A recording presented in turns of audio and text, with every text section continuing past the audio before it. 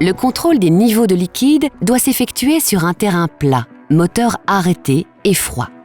Tout d'abord, repérez la commande d'ouverture de votre capot. Elle se trouve du côté gauche de la planche de bord. Sortez de votre véhicule. Soulevez légèrement votre capot et poussez la languette de sécurité située près du logo Renault. Le capot se décrochette. Soulevez alors votre capot, décrochez la béquille et placez-la dans cet emplacement.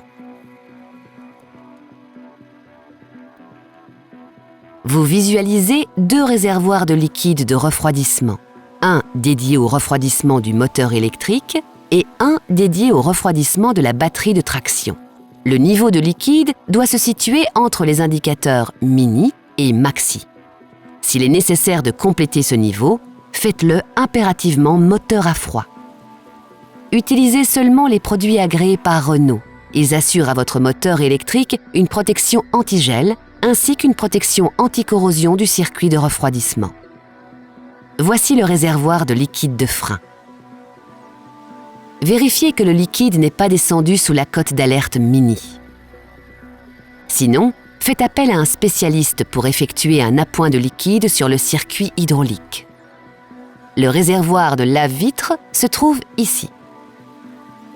Pour le remplir, ouvrez le bouchon et remplissez-le jusqu'à ce que le liquide apparaisse.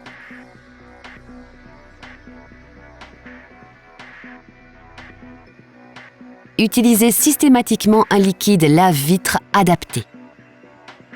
La batterie secondaire 12 volts ne nécessite quant à elle aucun entretien. Vous ne devez ni l'ouvrir, ni ajouter de liquide. Si vous devez la remplacer, faites appel à un représentant de la marque.